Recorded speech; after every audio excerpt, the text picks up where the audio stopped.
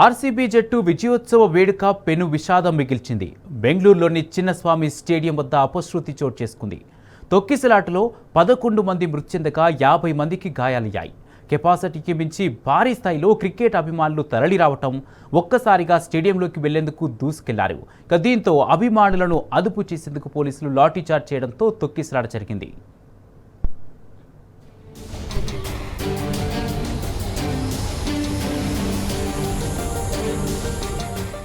18 ఏళ్ల నిరీక్షణ తర్వాత ఐపీఎల్ టైటిల్ గెలుచుకున్న ఆర్సీబీ జట్టును సత్కరించేందుకు కర్ణాటక ప్రభుత్వం బెంగళూరులో ఏర్పాటు చేసిన కార్యక్రమంలో తీవ్ర విషాదం చోటు చేసుకుంది. చిన్నస్వామి స్టేడియం వెలుపల తొక్కిసలాట జరిగి 11 మంది మరణించగా సుమారు 50 మంది గాయపడ్డారు. ఈ ఘటనకు కాంగ్రెస్ ప్రభుత్వ నిర్లక్ష్య వైఖరి కారణమేనని, ముందు జాగ్రత్తగా తగిన ఏర్పాటు చేయడంలో ప్రభుత్వం విఫలమైందని బీజేపీ ఆరోపించింది. కర్ణాటక రాష్ట్ర క్రికెట్ అసోసియేషన్ నిర్వహించిన ఈ సన్మాన కార్యక్రమాన్ని వీక్షించేందుకు భారీ స్థాయిలో క్రికెట్ అభిమానులు తరలివచ్చారు. పాసులు, టికెట్లు ఉన్నవారనే లోపలకు అనుమతించాల్సి ఉన్నప్పటికీ తమ ఆర్సీబీ హీరోలను చూసేందుకు పెద్ద సంఖ్యలో అభిమానులు తరలి రావడంతో స్టేడియం ప్రాంగణం ఇసుకేస్తే రాలనట్టుగా కిక్కిరిసిపోయింది. స్టేడియం ప్రాంగణంలో డ్రైనేజీపై తాత్కాలికంగా ఏర్పాటు చేసిన స్లాబుపై అభిమానులు నిలబడడంతో బరువును తట్టుకోలేక స్లాబ్ కూలిపోయినట్లు ప్రాథమికంగా అంచనా వేశారు. హఠాత్తుగా స్లాబ్ కూలిపోవడంతో ప్రజలు భయకంపితులై అక్కడి నుంచి పరుగులు తీసే క్రమంలో తొక్కిసలాట జరిగినట్లు అధికారులు చెబుతున్నారు.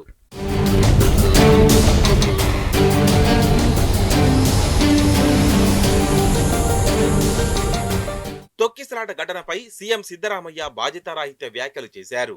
ఇంతకుముందు ఇలాంటి ఘటనలు అనేకం చోటు చేసుకున్నాయని చెప్పారు. ఇలాంటి ఘటనలు చాలా జరిగాయి, ఇంతకంటే దారుణమైనవి చోటు చేసుకున్నాయి. కుంభమేళాలోనూ తొక్కిసలాట జరిగింది. 50 నుంచి 60 మంది చనిపోయారు. నేను ఘటనను సమర్థించడం లేదు, జరిగిందంతే అని మీడియా సమావేశంలో వ్యాఖ్యానించారు. తొక్కిసలాటలో 11 మంది మరణించినట్లు వెల్లడించారు.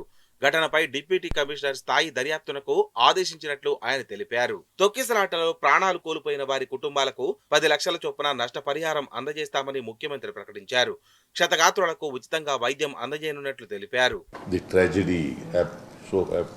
I do not want to defend, I do not want to play politics in this. Our government is not going to play politics in this. See, the outcome of the magisterial report, I will give 15 days time. There are very small gates. I hope that you have visited the cricket stadium. There are small gates. The people entered through the gates. They have broken the gates also. So stampede has taken place. Nobody has expected so much of crowd will come because the capacity of the stadium is only 35,000. But 2 to 3 lakh people have come to participate in the celebration. See, male notike anganiಸುತ್ತೆ prema facie it looks like that. It doesn't mean that ನಾನು ಖಚಿತವಾಗಿ ಏನು ನಡೆದೇ ಇಲ್ಲ ಅಂತ ಏನು ಹೇಳಿಲ್ಲ. తొక్కిసలాటలో ప్రాణ నష్టం జరిగినట్లు ఉప ముఖ్యమంత్రి డీకే శివకుమార్ ధృవీకరించారు. తొక్కిసలాట ఘటన దురదృష్టకరమని వ్యాఖ్యానించారు. మృతి చెందిన వారి కుటుంబాలకు శివకుమార్ క్షమాపణ చెప్పారు. భద్రతా ఏర్పాట్ల కోసం 1000 మంది సిబ్బందిని ఏర్పాటు చేశామని డీకే తెలిపారు. తొక్కిసలాట మరణాల కారణంగా కార్యక్రమాన్ని 10 నుంచి 15 నిమిషాల్లో ముగించి వేశామని ఆయన చెప్పారు. I'm also going little late to the hospital because now lot of trouble is there. I don't want to disturb the doctors who are trying to take care of the patients. So we are at it. We appeal to all of them to still to be calm. How many people died? That is why we cut off lot of programs were there. We didn't want to continue with the program. Only within 10 minutes with one round we just closed it. And we appeal even in the metros, whatever the metros has been jammed. We are not able to start. We are taking a little bit time to see that everything comes to the normal position. Of course, there is some issues. I will come back to you after I visit the hospital. మృతుల్లో 13 నుంచి 35 ఏళ్ల మధ్య వయసున్న పురుషులు, మహిళలు ఉన్నారు.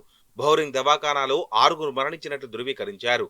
వీరిలో 3 మహిళలు, 3 పురుషులు ఉన్నారు. వైదేహి దవాఖానాలో 4, మణిపాల్ దవాఖానాలో 1 మరణించినట్లు తెలుస్తోంది. చిన్నస్వామి స్టేడియం వద్ద తొక్కిసలాట జరిగి మరణాలు సంభవించడం పట్ల రాష్ట్ర బీజేపీ ఆవేదన వ్యక్తం చేసింది. ప్రజా సమూహాన్ని నియంత్రించడానికి ప్రభుత్వం తగిన చర్యలు తీసుకోవడంలో విఫలమైందని బీజేపీ ఆరోపించింది.